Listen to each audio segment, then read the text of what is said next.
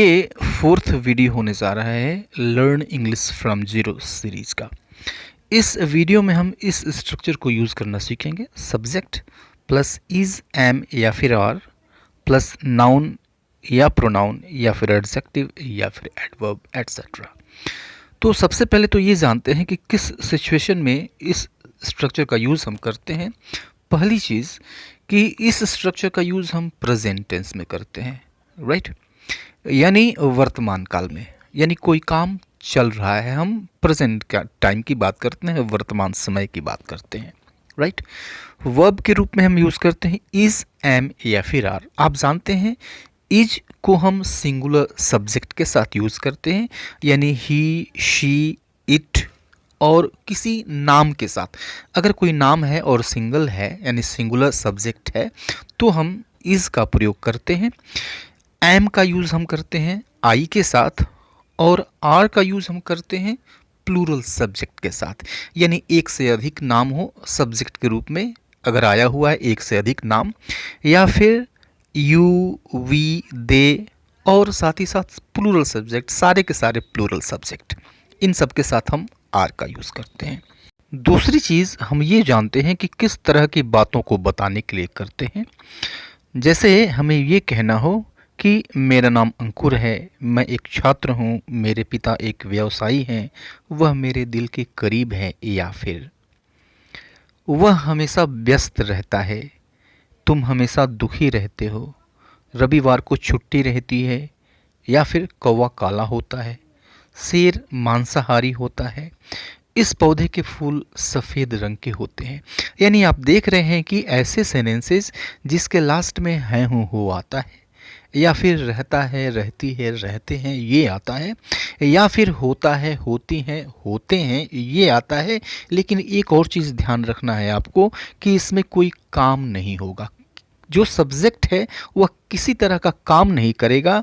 उसके हम इस तरह के सेंटेंसेस में सब्जेक्ट के सिचुएशन की बात करते हैं, यानी उसकी स्थिति के बारे में बात करते हैं, उसके पोजीशन की बात करते हैं, स्टेट की बात करते हैं, यानी स्टेट ऑफ बीइंग की बात होती है। सब्जेक्ट कोई काम नहीं करता। आपने इन सारे सेंटेंसेस को देखा कि इनमें कोई काम नहीं हो रहा, सब्जेक्ट कोई काम नहीं कर रहा है। मेरा नाम अंकुर है, यहाँ पर जो अंकुर है या कोई काम नहीं कर रहा, सब्जेक्ट कोई काम नहीं कर रहा है। स्ट्रक्चर आपने देख लिया। अब हम कुछ एग्जाम्पल्स लेते हैं।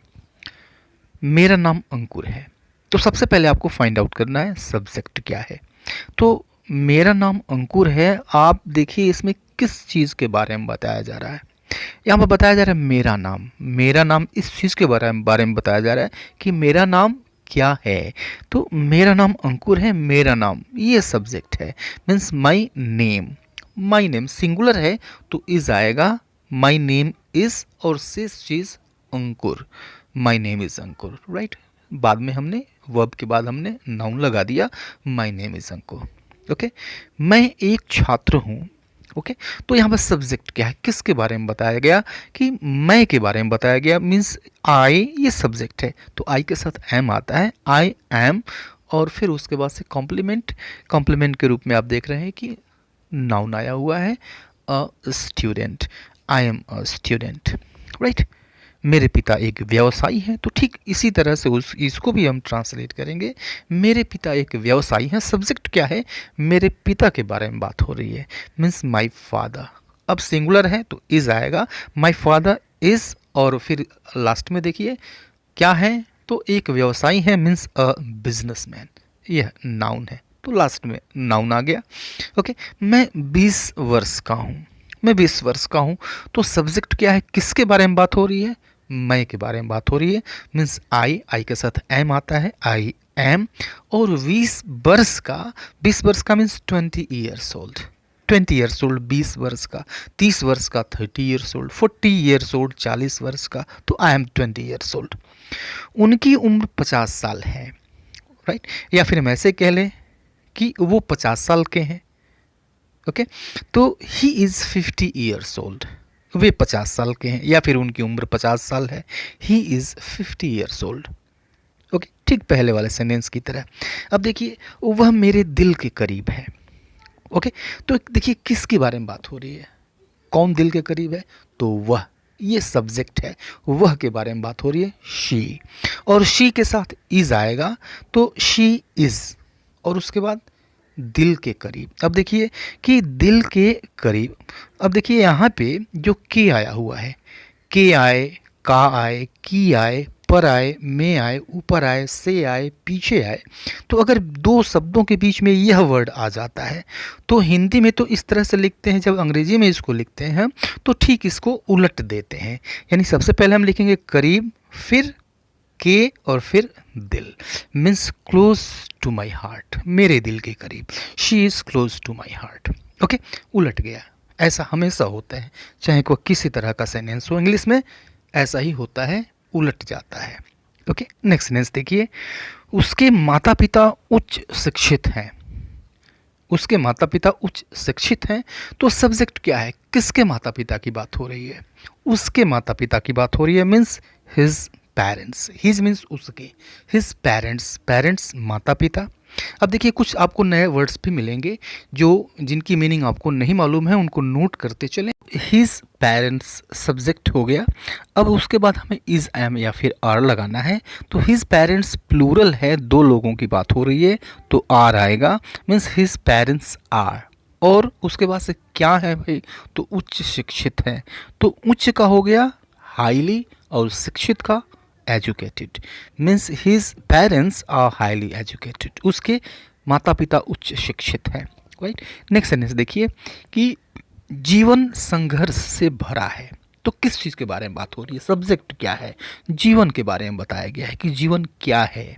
तो लाइफ, और सिंगुलर है तो इज आएगा, लाइफ इज। और आगे है संघर्ष से भरा, तो अभी मैंने बताया कि अगर से है, के है, का है, में है, पर है, तो जैसा हिंदी में दिख रहा है अंग्रेजी में करते वक्त ठीक उसका उल्टा कर देते हैं। यानी फुल लिखिए, फुल मीन्स भरा हुआ, इसकी इंग्लिश लिखिए, फिर से लिखिए और फिर संघर्ष लिखिए। मीन्स फुल, से मीन्स ऑफ, और संघर्ष मीन्स स्ट्रगल। तो जीवन संघर्ष से भरा है, life is full of struggle. Okay, next sentence देखिए, अंग्रेजी आसान है, बहुत आसान सा सेंटेंस है, अंग्रेजी आसान है। अंग्रेजी के बारे में बताया गया कि अंग्रेजी कैसा है, तो इंग्लिश सिंगुलर है तो इज आएगा, इंग्लिश इज, और आसान का होता है इजी, इंग्लिश इज इजी। बहुत ही आसान सी चीज़ है अगर समझ गए तो। अब देखिए ये तो सारे के सारे ऐसे सेंटेंसेस थे जिनके लास्ट में हैं, हूँ, हो आया, लेकिन ऐसे सेंटेंसेस भी आपको मिलेंगे इसी भी स्ट्रक्चर को इस्तेमाल करने के लिए जिसके लास्ट में रहता है या फिर होता है, होती है, होते हैं, ये आता है। लेकिन ध्यान रखिए काम नहीं होगा वहाँ पे। ओके, एक्शन वर्ब नहीं आएगा। जैसे वह हमेशा व्यस्त रहता है, वह की बात हो रही है, सब्जेक्ट है ही, इसके साथ इज आएगा। और यहाँ पे हमेशा की इंग्लिश होती है ऑलवेज, तो यह जो ऑलवेज है इसका यूज़ हम इज, एम, आर के ठीक बात कर देते हैं। तो ही इज़ ऑलवेज, वह हमेशा रहता है, और क्या रहता है, व्यस्त रहता है, busy, he is always busy. तुम हमेशा दुखी रहते हो, means you are always sad. ठीक उसी तरह से इसको भी हमने ट्रांसलेट किया है। रविवार को छुट्टी रहती है, means Sunday is a day of. ठीक उसी तरह से सेम वे, कौवा काला होता है। अब देखिए यहाँ पे आ गया होता है, देखिए यहाँ पे कोई काम नहीं हो रहा है, स्टेट ऑफ बीइंग की बात हो रही है। कौवा कैसा होता है ये बताया गया है, कौवा काला होता है, सब्जेक्ट है कौवा। अ क्रो, अब आप कहेंगे कि क्रो से पहले ए क्यों आ गया, तो इसको हम बाद में समझेंगे, ये आर्टिकल की बात है। तो इस तरह के जितने भी कॉमन नाउन्स होते हैं, कॉमन नाउन के पहले हम ए एन या फिर द लगाना ज़रूरी होता है। तो कौवा काला होता है, a crow is black, a crow is black. शेर मांसाहारी होता है, मांसाहारी जीव होता है, मांसाहारी जानवर होता है। A lion is a carnivorous animal, a lion is a carnivorous animal. तो कार्निवोरस का अर्थ होता है मांसाहारी एनिमल, मीन्स जानवर। इस पौधे के फूल सफ़ेद होते हैं, सब्जेक्ट निकाल लीजिए, किस चीज़ की बात हो रही है, तो फूलों की बात हो रही है। अगर ठीक से कहें तो इस पौधे के फूल, means the flowers of this plant. अब देखिए बीच में का आ गया, के आ गया, तो जो हिस्सा बाद में दिख रहा है उसको पहले लिखते हैं, जो हिस्सा पहले दिख रहा है उसको हम बाद में लिखते हैं। मीन्स फूल सफ़ेद, इस पौधे के फूल सफ़ेद होते हैं। The flowers of this plant, plural subject है तो आर लगाएंगे, आर फूलों की बात हो रही है जो कि प्लूरल है, आर इसलिए आर आएगा।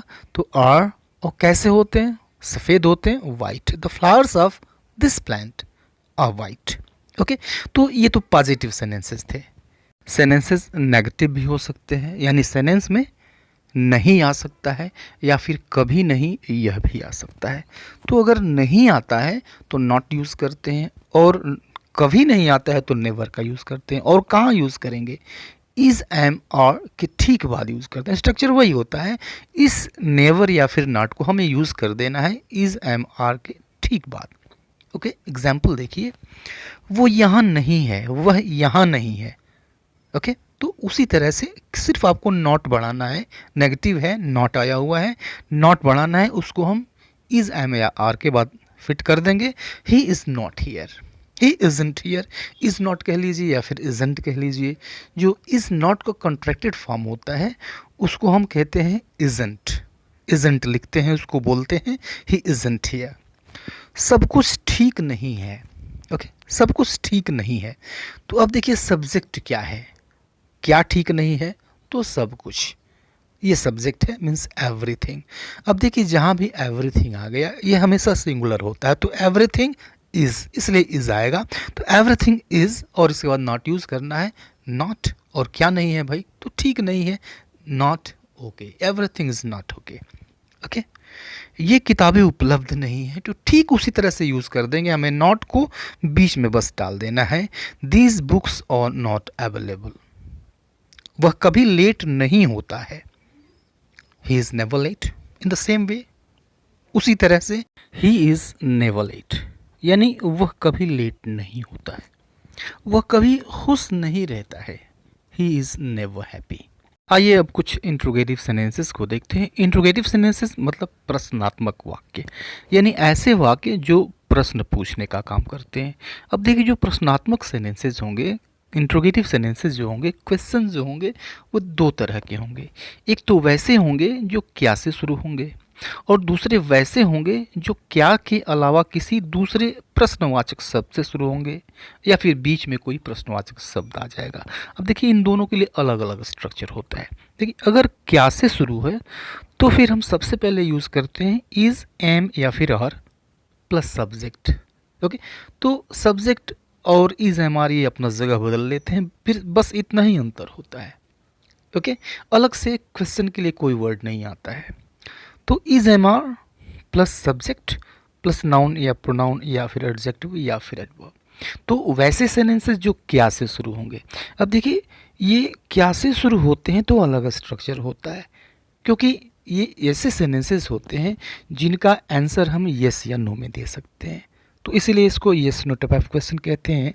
जैसे अगर हम कहें कि क्या तुम जल्दी में हो, तो आप कह सकते हैं हाँ, या फिर आप कह सकते हैं ना, यानी हाँ या ना में, येस या नो में आंसर दिया जा सकता है, इसलिए इसको हम yes no type of question कहते हैं।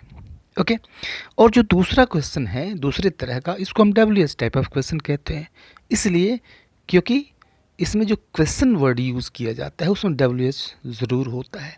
और ये ऐसे होते हैं, क्वेश्चंस होते हैं जिसका आंसर हम येस या नो में नहीं दे सकते हैं। जैसे अगर हम ये कहें कि तुम जल्दी में क्यों हो, तो आप क्या कहेंगे, आप येस कहेंगे नहीं, आप नो कहेंगे नहीं, राइट। आप ऐसा नहीं कह सकते, येस या नो इसका आंसर नहीं हो सकता, आपको कुछ और बताना होगा।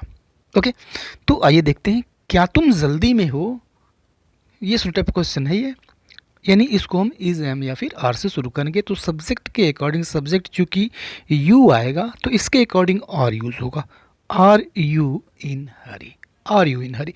तो अंतर यही है सिर्फ पॉजिटिव और इसमें, कि इसमें हमें इज़, एम, आर को पहले यूज़ करना है, उसके बाद से सब्जेक्ट यूज़ कर देना है। इन सब्जेक्ट और इज़, एम, आर इन्होंने अपना जो जगह है वो एक्सचेंज कर लिया है, बस इतना अंतर है। ओके, क्या दरवाज़ा ठीक से बंद है, is the door closed properly, is the door closed properly. क्या वह हमेशा अनुपस्थित रहता है, is he always absent, is he always absent. अब देखिए यहाँ पर जो ऑलवेज है उसका यूज़ हम इज़, एम, आर के बाद नहीं करेंगे, इसका यूज़ हम सब्जेक्ट के बाद करेंगे, जहाँ पे यूज़ होता था ये वहीं पे यूज़ होगा। आगे हम देखते हैं W S type of question. अब इसमें आप देखेंगे कि जो स्ट्रक्चर हमने यूज़ किया yes no type of question के लिए, वह तो यूज़ होता ही होता है। इसमें इस तरह के क्वेश्चन में हम सिर्फ एक क्वेश्चन वर्ड इसके ठीक पहले जोड़ देते हैं। जो वर्ड जोड़ना चाहिए वो क्वेश्चन वर्ड यहाँ पर जोड़ देते हैं। जैसे वहाँ कौन है, मीन्स हु इज़ देयर। वहाँ कौन है, हु इज़ देयर। अब देखिए जो हु आता है, हु अगर क्वेश्चन वर्ड है तो वैसे सेंटेंसेस में सब्जेक्ट नहीं होता है। एक्चुअली होता ये है कि हु और सब्जेक्ट ये दोनों एक ही चीज़ होती है, क्वेश्चन वर्ड भी है और ये सब्जेक्ट भी है। ओके, तो हु इज़ देयर यानी वहाँ पे कौन है। सफलता का राज क्या है। ओके, अब देखिए बीच में क्या आ गया, तो कंफ्यूज ना होइएगा। अगर ये कहा जाए कि सफलता का राज क्या है तो इसका आंसर आप येस या नो में नहीं दे सकते, आपको एक्सप्लेन करना होगा सफलता का राज क्या है। तो ये WH टाइप ऑफ क्वेश्चन है, means what is the secret of success, what is the secret of success. अब देखिए व्हाट क्वेश्चन वर्ड सबसे पहले हमने यूज कर दिया, उसके बाद से इज एम आर, राइट, और उसके बाद से सब्जेक्ट आया। सब्जेक्ट क्या है, तो राज के बारे में पूछा जा रहा है, what is the secret, okay, और सफलता का of success, what is the secret of success. तुम्हारे पीछे पुलिस क्यों है, क्वेश्चन वर्ड यूज करिए, क्यों, वाई, और उसके बाद इज एम आर, इज आएगा क्योंकि जो सब्जेक्ट है वह पुलिस है जो कि सिंगुलर है, इसलिए इज आएगा, वाई इज, और उसके बाद से सब्जेक्ट लिखिए द पुलिस, और तुम्हारे पीछे after you, why is the police after you.